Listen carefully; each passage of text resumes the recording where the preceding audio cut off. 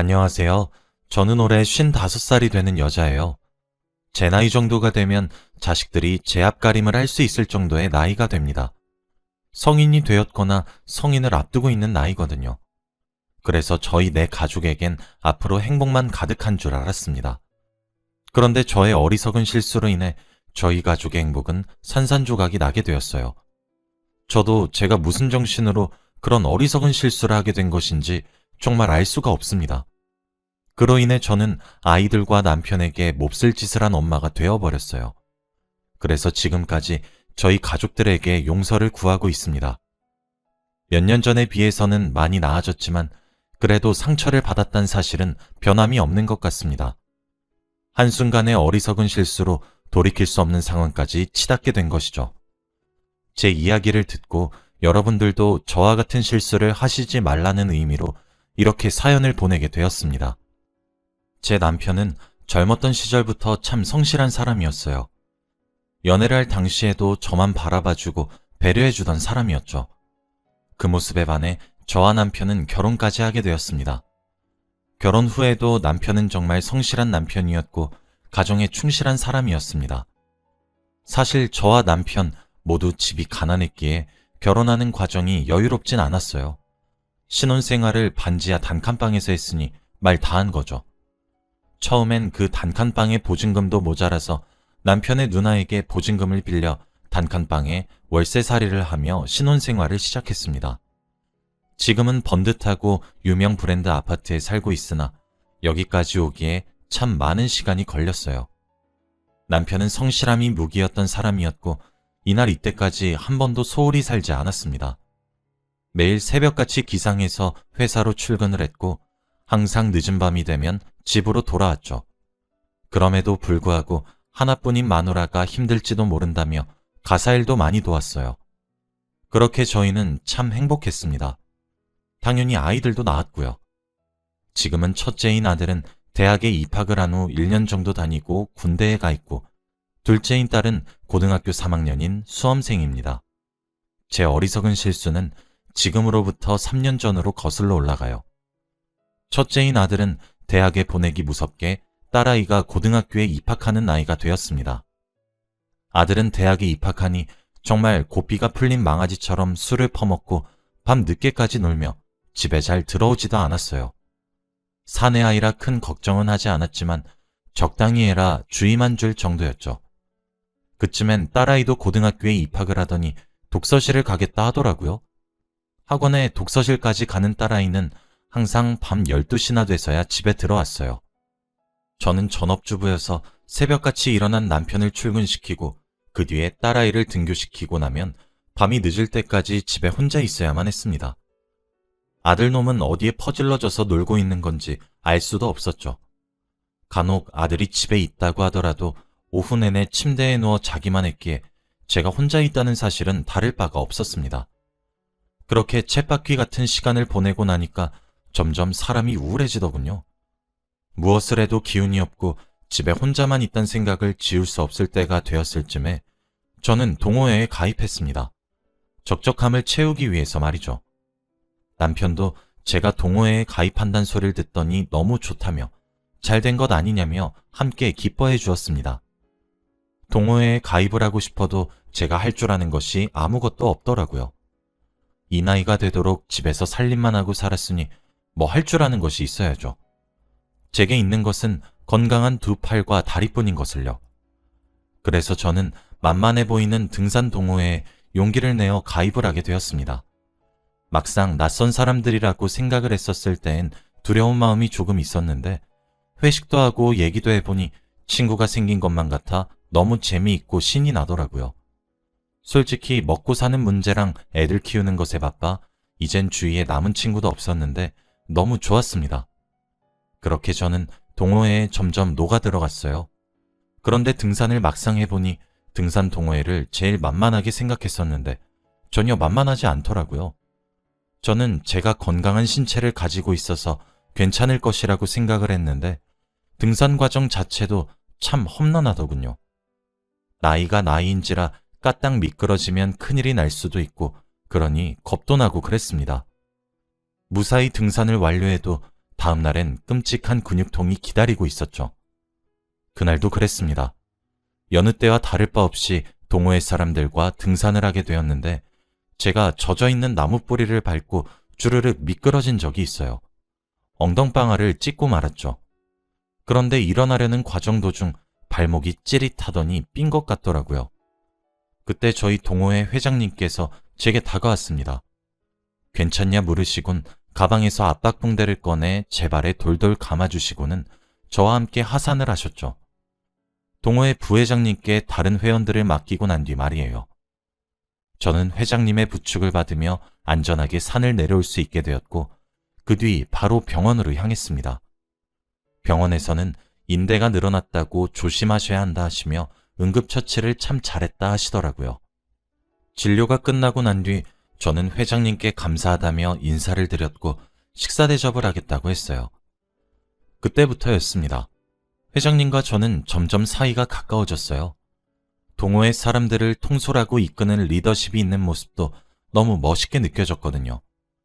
제가 한번 크게 다칠 뻔했기 때문인지 그날 이후 참석하는 등산에는 저를 항상 살펴봐주는 세심함에 크게 감동했어요.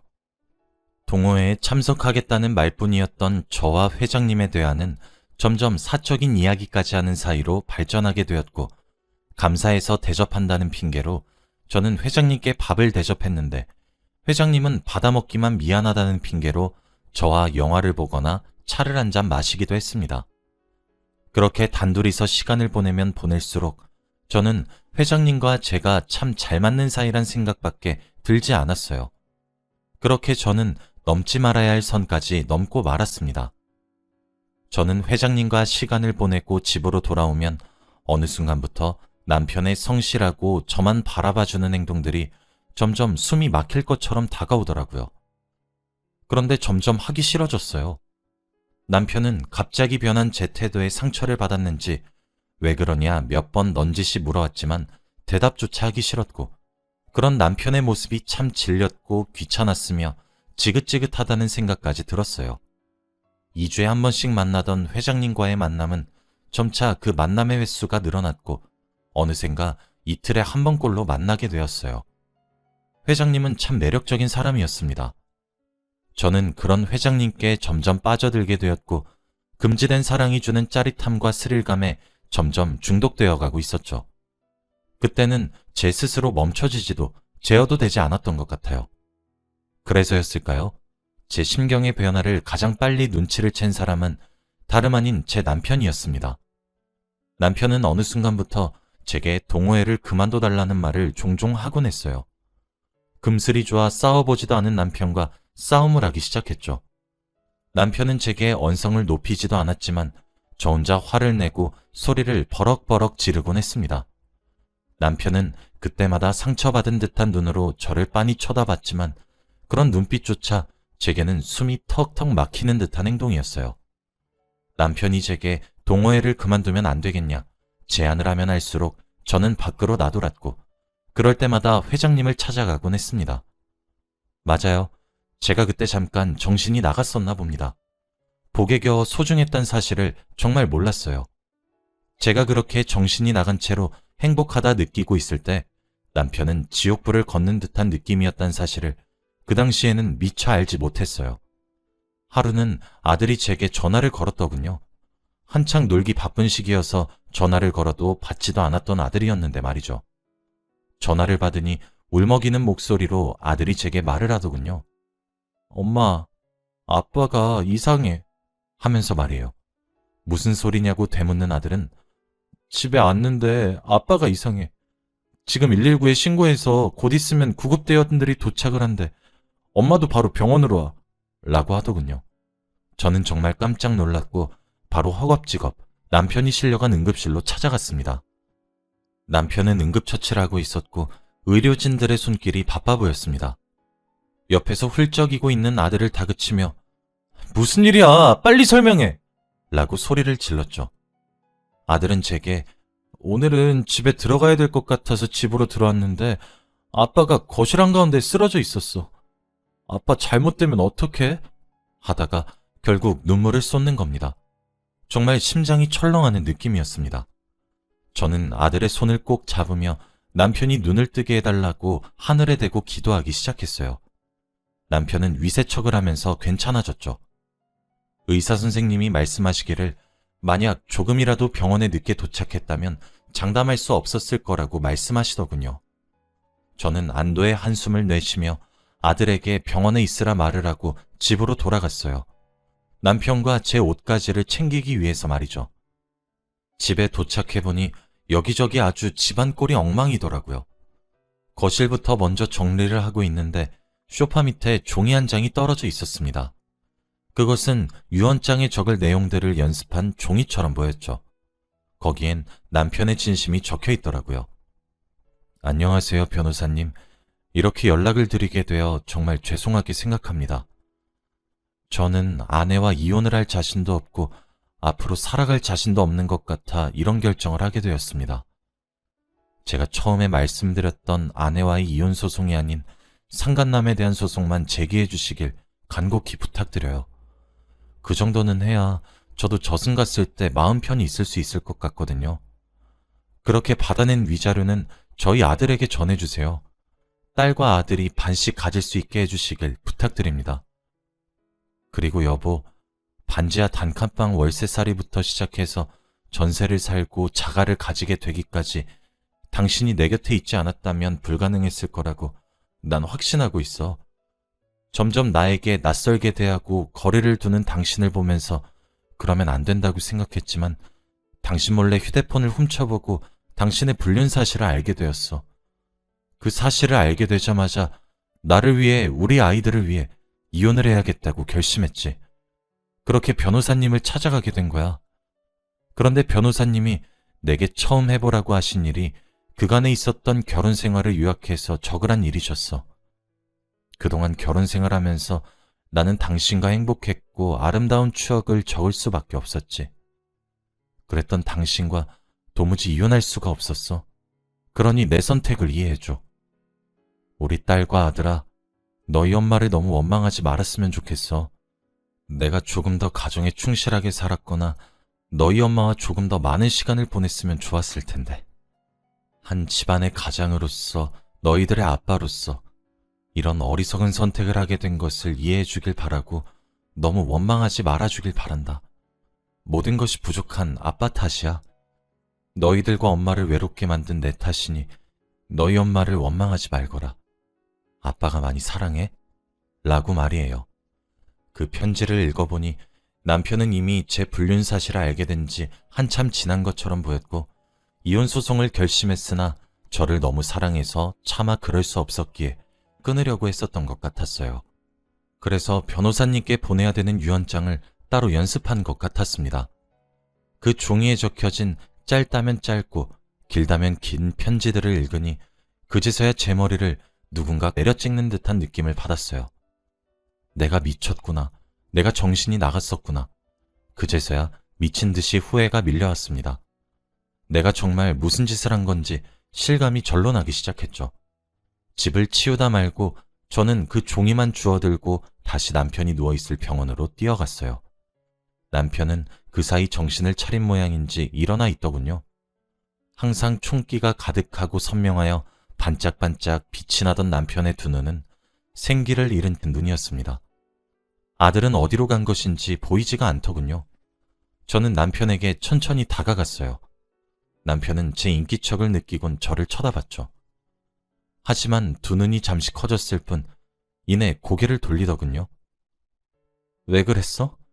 라고 묻는 제 말에 남편은 여전히 묵묵부답이었습니다. 남편은 고개를 돌린 채로 저를 외면하고 있었어요. 저는 남편에게 천천히 다가갔고 남편의 손을 잡은 채로 말했어요. 여보, 내가 미안해. 내가 다 잘못했어.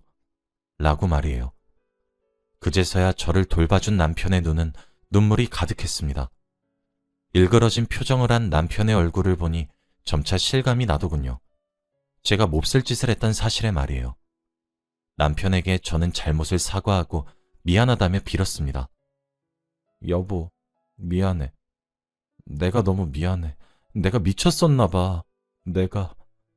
내가 정말 미안해. 그러니까 두 번 다시 이런 선택하지 마. 제발 부탁이야. 이런 말이 얼마나 염치 없이 들릴 줄도 알고 뻔뻔한지 알고 있지만 나에게 한 번만 더 기회를 줘. 나 당신이 유언장 작성한 거, 연습한 거 봤어. 나 빨리 가정으로 돌아올게. 아니, 이미 돌아왔어. 그러니까 제발 이런 선택하지 마. 라고 말해요. 그렇게 남편을 부둥켜 안고 얼마나 울었는지 모르겠습니다. 남편도 저를 마주 안아주더군요. 사실 남편은 그동안 제 불륜 사실을 알고 난 뒤 우울증과 함께 불면증이 심하게 찾아와 정신과를 다니고 있었다고 하더라고요. 남편이 이혼 소송을 의뢰했던 변호사는 제 예상대로 남편의 유언장을 받았더라고요. 남편은 제게 기회를 주겠다고 하며 저를 용서했고 그대로 변호사님께 회장님에 대한 상간남 소송만 부탁드리더라고요. 변호사님은 지금이라도 가정에 돌아오셔서 다행이란 말과 함께 남편에게 두 번 다시 그런 어리석은 짓을 하지 마시라고 누누이 당부하시더군요. 저는 자진해서 제 휴대폰을 드렸고 상간남 소송은 수월하게 진행이 되었습니다. 회장님은 제게 연락해와서 제정신이냐 물어보더라고요. 저는 그저 미안했단 대답만 하며 전화를 끊었습니다. 결국 위자료로 저희는 3천만 원을 받을 수 있었어요.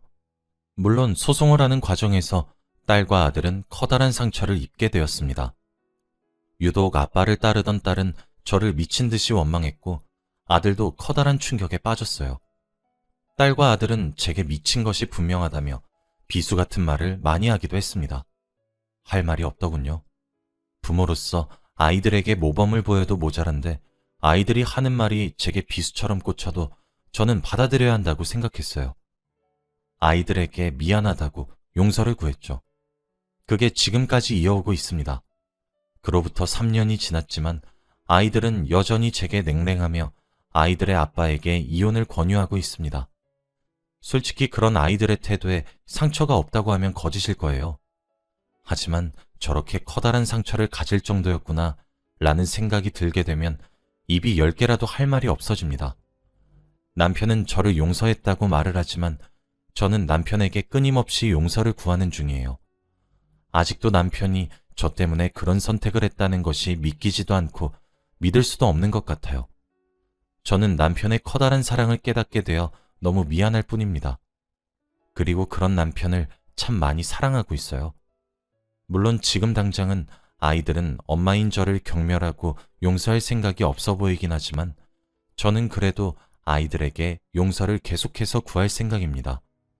남편도 괜찮다고 말은 하지만 여전히 불안해하는 모습을 보이니 정말 미안할 뿐이고 남편에게도 제가 잃었던 신뢰를 다시 회복할 수 있게 정말 많이 노력을 할 생각이에요. 저는 정말 한순간의 쾌락과 즐거움만 쫓다가 편안하고 안락했던 행복을 잃게 되었어요. 여러분들은 저와 같은 실수를 하지 않으시길 바랍니다. 사랑하는 가족들이 저로 인해 상처받아 힘들어하는 모습을 보고 있기가 너무 힘이 들어요. 다행인 것은 남편의 우울증과 불면증이 그때에 비해 정말 많이 나아졌고 정상인과 다를 바 없어졌다는 사실입니다. 한없이 미안하기만 한 남편은 제게 가정으로 빨리 돌아와줘서 고맙다고 말을 하는데 참 이런 사람을 두고 제가 그렇게 몹쓸 짓을 했나 싶어요. 저는 시간이 조금 더 걸리겠지만 옛날 화목하고 행복이 충만했던 가정으로 돌아가기 위해 정말 노력하고 합니다. 응원해 주시길 부탁드려요. 제 이야기는 여기까지입니다. 제 치부와 다름없는 이런 이야기를 하게 된 이유는 남들도 저와 같은 실수를 하지 않길 바라는 마음 때문이에요. 본인이 선택한 배우자를 기만하지 않으셨으면 좋겠네요.